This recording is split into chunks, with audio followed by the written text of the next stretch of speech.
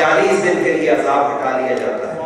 So today's Iskale Soha, mashallah, we have muftis, we have alim, hafiz, qari and scholar.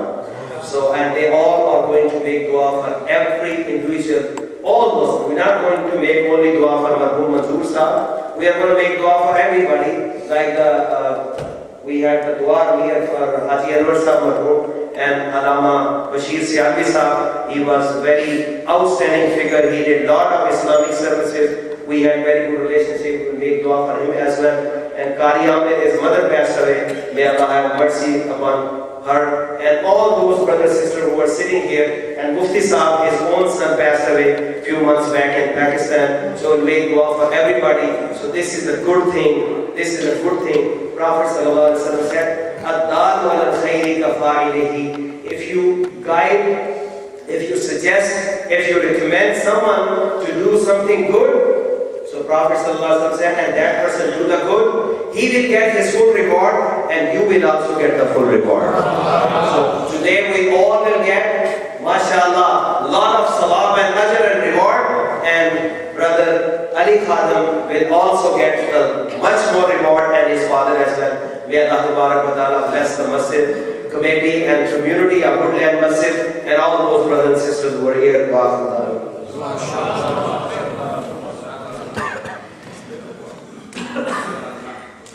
اب میں mic دینے جا رہا ہوں قبلہ پروفیسر مفتی منیب الرحمان صاحب کو، جو استاد اساتذہ ہیں اور تنظیم المدارس پاکستان کے صدر، چیئرمین روایت اہل کمیٹی پاکستان، محترم دارالعلوم نعیمیہ کراچی. تو نعروں سے استقبال کیجیے. نعرہ تکبیر، نعرہ رسالت، نعرہ حیدری.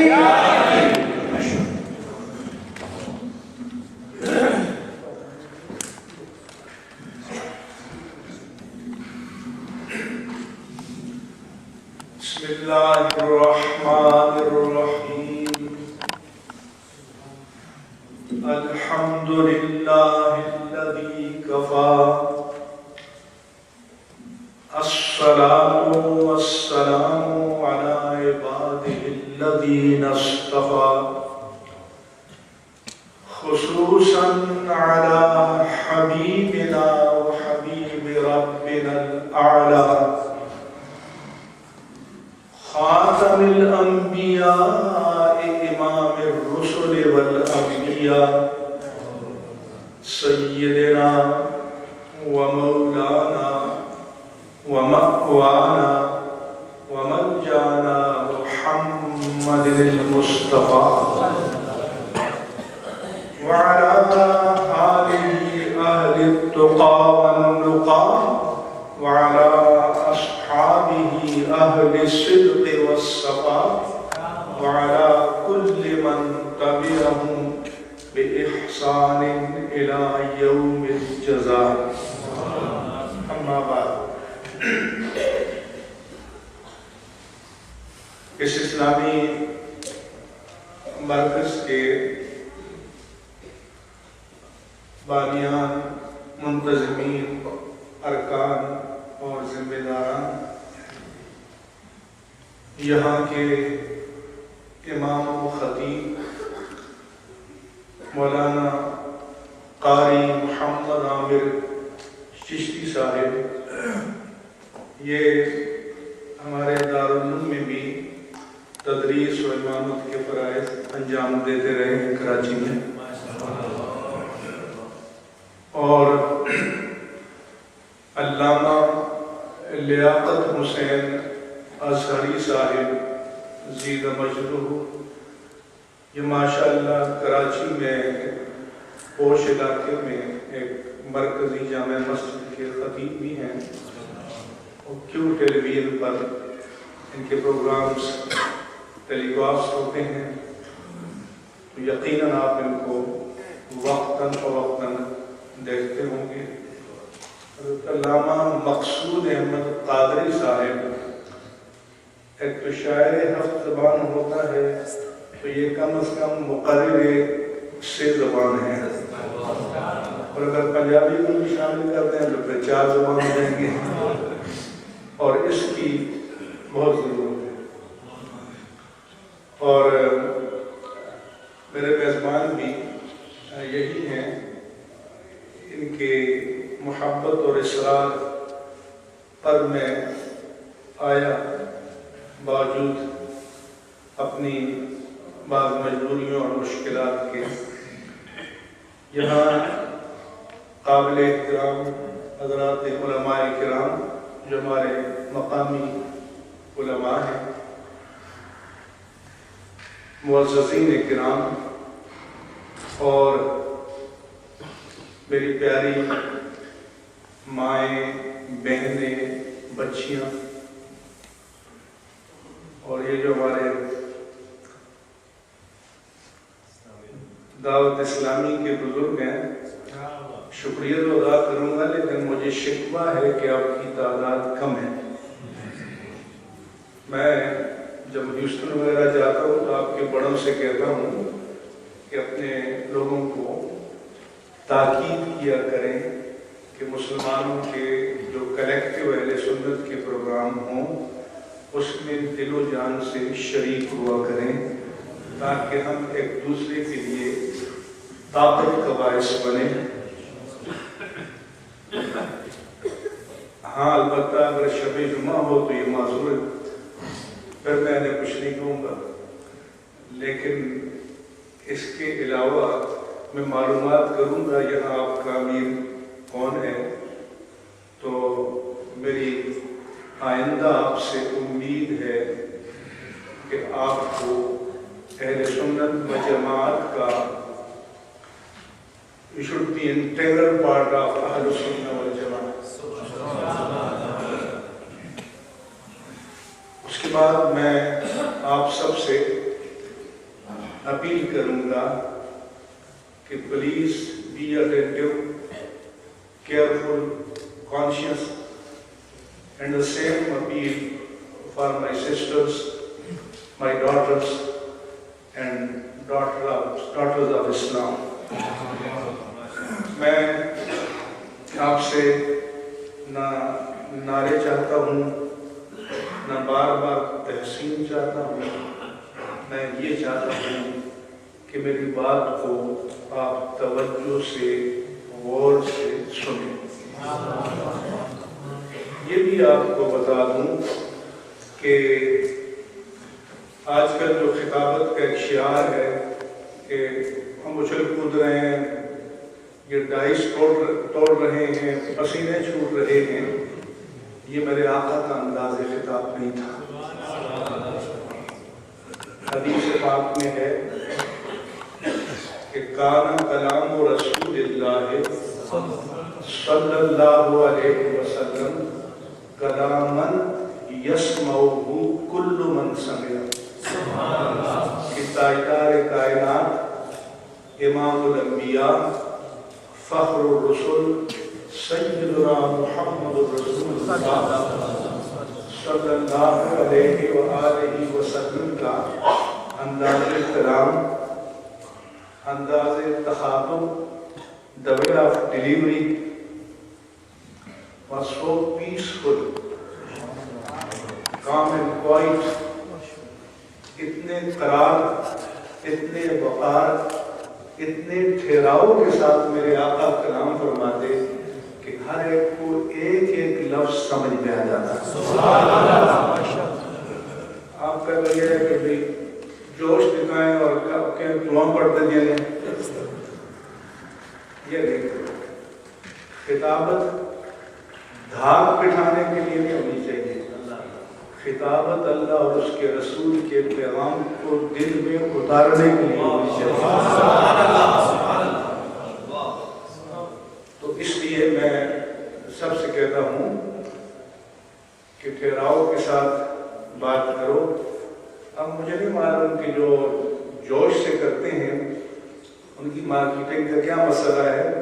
مجھے تو جہاں کہیں بھی راستے میں، فلائٹس پہ کہیں بھی لوگ ملتے ہیں وہ کہتے ہیں کہ آپ ٹھہراؤ سے بات کرتے ہیں اور ہماری سمجھ میں آتی ہے. سبحان اللہ. اس لیے the way of speaking of the Holy Prophet was so deeply and quietly that everyone could count his words.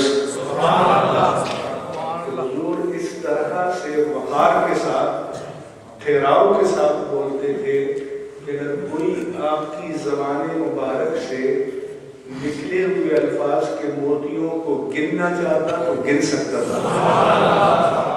آپ مجھے بتائیں اگر یہ نہ ہوتا تو اور بھی انسانی تاریخ کا کوئی فرد ہے کہ جس کے منہ سے نکلا ہوا ایک ایک لفظ آج محفوظ ہو؟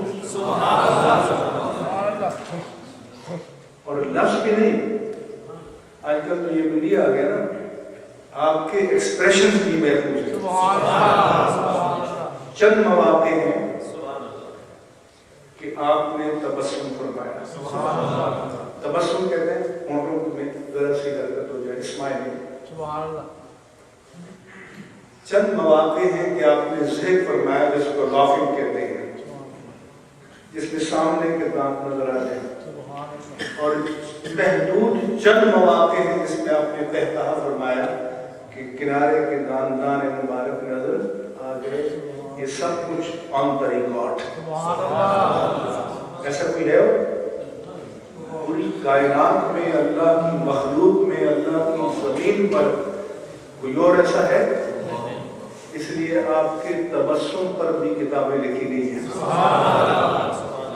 تو میرے آقا و مولا امام الانبیاء سیدنا محمد الرسول اللہ صلی اللہ علیہ وآلہ وسلم کا مقصد چھانا نہیں تھا، ایمان کو دل میں اتارنا تھا. ایک شخص آتا ہے کہتے ہیں کہ ٹھیک ہے جی آپ کہتے ہیں تو میں ایمان لے آتا ہوں، نماز بھی پڑھوں گا، زکوٰۃ بھی دوں گا، روزہ بھی رکھوں گا، حج بھی کروں گا، مگر مجھے بدکاری کی چھوٹ مل جائے. اور یہ مجھ سے آپ سے نہیں، تاجدار کائنات سے. تو پھر تو ریئیکٹ کرنا چاہیے. نہیں، حضور اس کو بلاتے ہیں، اس کے سینے پہ ہاتھ رکھتے ہیں، فرماتے ہیں کہ تم کس سے زنا کی اجازت چاہتے ہو؟ کیا ماں سے؟ کہتے نہیں، ماں سے کوئی تصور کر سکتا ہے؟ تو فرماتے ہیں کہ پھر جس سے تم خواہش کرو گے وہ بھی تو کسی کی ماں ہوگی. پھر فرماتے ہیں اچھا بہن سے؟ وہ کہتے ہیں بہن سے کوئی تصور کر سکتا ہے؟ تو فرماتے ہیں کہ جس کے بارے میں تم یہ سوچو گے وہ بھی تو کسی کی بہن ہوگی. سارے رشتوں کو ذکر فرمایا اور اس کے سینے پہ ہاتھ پھیرا. جب آپ نے ہاتھ اٹھایا تو اس نے کہا کہ حضور کے ساتھ اس مکالمے سے پہلے اس بدکاری سے زیادہ کوئی پسندیدہ چیز میرے لیے نہیں تھی، اور اس کے بعد اس سے بدترین اور ناپسندیدہ چیز کوئی نہیں ہے. سبحان اللہ. اس لیے ہمارا کام ہے کہ دین کی بات کو، اللہ کے پیغام کو، رسول کے پیغام کو ٹھہراؤ کے ساتھ، وقار کے ساتھ پہنچانا. میں عظمت قرآن پر یہ موضوع دیا تھا، لیکن یہاں میں آیا تو کچھ چیزیں میرے علم میں آئیں تو میں نے میرا موضوع بدل دیا. میں بخار میں بھی آپ پسینہ دیتے ہوں گے. میں نے اپنے دوستوں سے کہا کہ میں چل سکا تو میرے لیے دعا کرنا، مشکل ہو گئی تو پھر آپ لوگ سنبھال لینا اور دعا کریں. آج یہ مجلس ہے ایصال ثواب کی. ایصال کے معنی ہیں پہنچا دینا. کیا معنی ہے؟ پہنچا دینا. ثواب کہتے ہیں the award, the reward, the jaza, the inam of a good deed, whether it is physical or it is charity from Almighty Allah subhanahu wa ta'ala. کہ اللہ ہمارے کسی نیک عمل کا جو ایوارڈ دیتا ہے، جو ریوارڈ دیتا ہے، جو بدلہ دیتا ہے، جو جزا دیتا ہے، اس کو ثواب کہتے ہیں. کیا کہتے ہیں؟ اور دیٹ از ٹوٹلی اممیٹیریل. وہ ثواب کوئی میٹیریل چیز نہیں کہ آپ پہلے میں بند کر کے کسی کو دے دیں. It belongs to your intention. یہ آپ کی نیت کا مسئلہ ہے.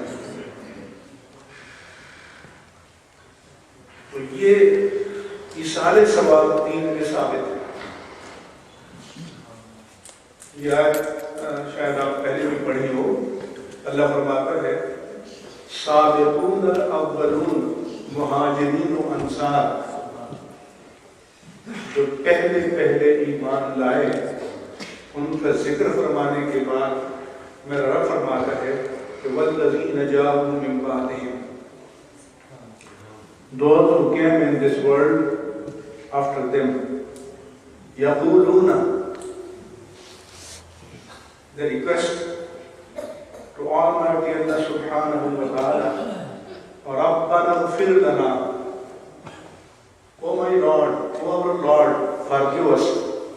وَلِإِخْوَانِنَا الَّذِينَ سَبَقُونَا بِالْإِيمَانِ، and forgive all our brothers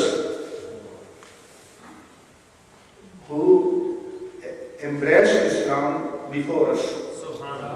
کہ ہمیں بھی بخش دیں اور ہمارے ان سارے بھائیوں کو بخش دیں جو ہم سے پہلے ایمان کے ساتھ چلے گئے. یہ قرآن مجید میں ہے.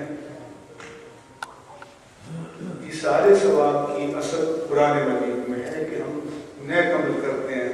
میں نے سنا کہ کچھ دوستوں نے کہا یہ ایصال ثواب ہے، اس کو میلاد کو شامل کر رہے ہیں، ایصال ثواب ہے 11ویں کو شامل کر رہے ہیں. مجھے حیرت ہوئی. ارے بھائی میلاد کو بھی شامل کرو، 11ویں کو بھی شامل کرو. ہمارے اکابر یہ دعا مانگا کرتے تھے کہ یا اللہ حضرت آدم و حوا علیہ السلام سے لے کر قیامت تک آنے والے ہر مرد و زن صاحب ایمان اور اس کا تعلق انسانوں سے ہو، جنات یا جنات سے، اس کا ثواب عطا فرما.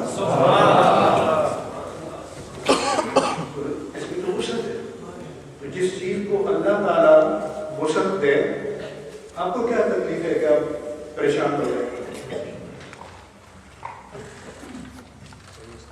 اس لیے سب کو ثواب پہنچانا چاہیے. حضرت علی رضی اللہ تعالیٰ عنہ سے ایک حدیث ہے کہ کوئی قبرستان میں جائے اور اپنے عزیز کی قبر پر کھڑا ہو، ایک بار سورہ فاتحہ اور 11 مرتبہ قل شریف پڑھے اور اس کا ثواب. یہ ذہن میں رکھنا کہ ہم جیسوں کو دیں گے تو آپ بخشیں گے. اور اعلیٰ حضرت نے فرمایا کہ اللہ کے رسول کو اور اللہ کے ولیوں کو دیں گے تو آپ ہدیہ کریں گے. ہم گداگر ہیں، ہمیں بخشش کی ضرورت ہے. ہم ثواب کے فقیر ہیں، ہمیں ثواب کی خیرات چاہیے. اللہ کے رسول تو ثواب بانٹنے والے ہیں. غوث الاعظم اور اولیاء کاملین ثواب بانٹنے والے ہیں. اس لیے فرمایا کہ ان کو ہدیہ کرو، ان کو ہدیہ کرو. اس لیے اگر آج فاتحہ ہے تو اس میں آپ حضور کا میلاد بھی کر سکتے ہیں، اس میں 11ویں شریف بھی کر سکتے ہیں، اس میں اپنے مرحومین اور مرحومات کو ثواب بھی پہنچا سکتے ہیں. تو اس طرح کی تنگی ہمارے یہاں کیسے آ گئی؟ میں سمجھ نہیں پا رہا. دوسروں کو پریشانی ہو تو ہو، اہل سنت کو نہیں ہونی چاہیے. وہ کہتے ہیں کہ جی آپ نے چند صورتیں، تو حضرت نے فرمایا کہ آپ ایک بار سورہ فاتحہ اور 11 مرتبہ قل شریف پڑھ کر سارے اہل قبور کی ارواح کو ثواب پہنچائیں. مومنین مومنات ایمان کی شرط کے ساتھ پہنچائیں تو سب کو پورا ثواب ملے گا. اور سب کے مجموعی ثواب کے برابر ثواب پڑھنے والے کو ملے گا. آپ کی سمجھ میں کہ آپ اثارے ثواب کر کے کسی پر احسان نہیں کر رہے, اپنے اوپر احسان کر رہے ہیں. اس لیے ایک مجلس میں جب بھی آپ فاتحہ پڑھیں, اور یہ نہیں کہ حضور کی میلاد کا ایک دن ہے جی, یہ ایک دن تو آپ نے بنا لی ہے, حضور نے نہیں بنایا. ایک مرتبہ میں نے ربیع الاول کی شام کا اعلان کیا, ہمارے ساتھ تمام مسالک کے لوگ ہوتے ہیں. مجھے 3 والوں کا میسج, تو میں نے میسج دیا کہ میں نے عرض کیا کہ کان رسول اللہ صلی اللہ علیہ وسلم یصوم کل اثنین. The Prophet Muhammad sallallahu alayhi wa sallam used to be fasting every Monday. The companion of the Prophet asked him, Ya Rasulullah, why do you fasting every Monday?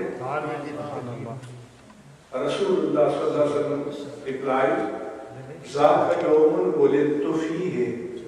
This is my birthday. وَفِيهِ بُعِثْتُ, and this is the day when my prophethood was declared, not awarded, declared. عطائے نبوت کا دن نہیں ہے, اعلان نبوت کا دن ہے. وَفِيهِ أُنزِلَ عَلَيَّ, and the same day the first revelation from Almighty Allah subhanahu wa ta'ala sent down to me. Therefore, I fast every Monday. اب اہل حدیث کو انکار نہیں کر سکتے. تو انہوں نے کہا جی پھر آپ کہیں کہ روزہ رکھو. تو میں نے کہا ایسا حبیب بن برادر سے بڑھتے ہیں منس روڈ میں جو پہلی مسجد ہے حدیثوں کی, آپ میرے ساتھ چلے جائیں اور وہاں کہہ دیں کہ بھئی یہ لوگ غلط کرتے ہیں, سال کے بعد میلاد مناتے ہیں. حضور کی سنت تو یہ ہے کہ ہر پیر کو میلاد منانا چاہیے اور روزہ رکھنا چاہیے. تو میں کہوں گا روزہ رکھنا چاہیے. میں نے کہا چلو آپ روزہ رکھ کر ہی میلاد منا لیں. اس لیے تو میلاد بھی آپ کر سکتے ہیں. میں تو بلکہ آپ سب سے کہتا ہوں کہ آپ ہر پیر کو ہماری محنت گھر میں بیٹھیں, جو خود گھر میں کھاتے ہیں اسی پر فاتحہ پڑھ لیں اور حضور کو اشارے ثواب کریں. خود کھا لیں, اس کو کھا بھی سکتے ہیں. سمجھ میں ہے, لیکن یہ مسلمانوں کا شعار ہونا چاہیے. یہ علامہ صاحب کی نیو جرسی اسٹیٹ میں ایک مسجد تھی, وہاں دوسرے حضرات کی تھی, انڈین ہمارے مسلمان بھائی تھے, بڑے بڑے professor, doctors, I T specialist. ہمارے دوست نے کہا کہ ہم یہاں میلاد کرنا چاہتے ہیں, ہمارے مفتی صاحب آئے ہیں. وہ تو کہا یہ آپ میلاد نہیں کر سکتے, سیرت النبی کے درس کر سکتے ہیں. میں نے کہا اس کے ایگریڈ. تو پھر آپ کھڑے ہو کر سلام السلام نہیں پڑھیں گے. میں نے کہا ایگریڈ. ہم گئے, میں نے گفتگو شروع کی. میں نے کہا gentleman, you have had some reservation about Milad al-Nabi, but we don't have any reservation about Sirat al-Nabi. So please tell me what is Sirah? Sirah means biography. What is biography? The biography is when a person was born. How was he when he was a baby? How was he when he was a child? How was he when he was a boy? How was he when he was a young man? How was he when he was an old man? And what was his attitude towards others in all these stages of life? So میں نے کہا کہ tell me, should I start Sirat al-Nabi from the beginning or by the end? میں نے کہا from the beginning. تو میں نے کہا beginning is Milad. شکران کرنے کی ضرورت نہیں ہے. تو اس کے بعد ہمارے دوست نے پوچھا کہ آپ اجازت سے اس میں کر دیتے ہیں, آئندہ بھی لوگ اس میں کر دے دیں گے. تو اس لیے آپ کوئی بھی سارے ثواب کی تقریب کریں, حضور کو بھی ثواب ہدیہ کریں, اہل بیت طیبین طاہرین کو بھی کریں, امہات المومنین کو بھی کریں, اصحاب صدیقین و صالحین کو بھی کریں, تمام اولیاء کاملین کو بھی کریں, اور اپنے تمام مرحومین و مرحومات جو ایمان کے ساتھ اس دنیا سے چلے گئے, ان سب کو ثواب پہنچائے, سب کو ثواب مل جائے. اور وہ جو حدیث پڑھی گئی ہے کہ حضور نے فرمایا کہ when a person dies, all the heads of his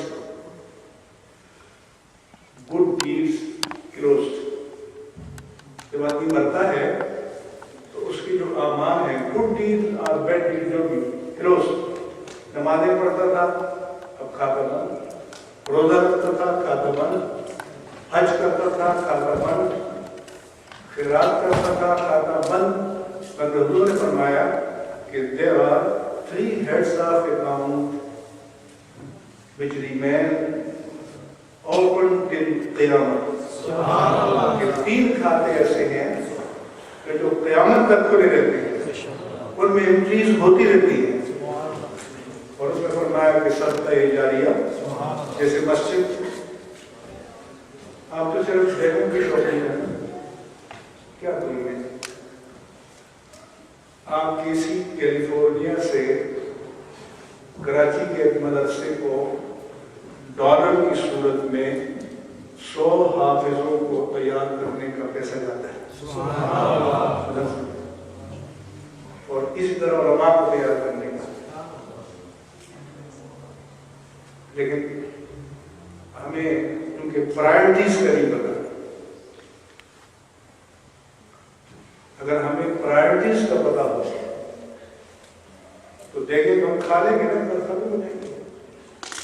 لیکن اگر آپ ایک حافظ تیار کریں گے اپنے ہی سارے ثواب کے لیے, اپنے باپ کے ہی سارے ثواب کے لیے, تو جب تک, یا عالم تیار کریں گے تو جب تک وہ قرآن کی خدمت کرتا رہے گا, جب تک وہ دین کی خدمت کرتا رہے گا, آپ کو اور آپ کے اجداد کو ثواب ملتا رہے گا. اور اگر اس کی شاگردوں اور شاگرد در شاگرد کا سلسلہ قیامت تک جاری ہے تو آپ کا ثواب قیامت تک جاری ہے. آپ مسجد میں حصہ لیتے ہیں, مسجد جب تک قائم ہے آپ کے اجر کا کھاتا کھلا ہوا. دوسرا نیک اولاد جو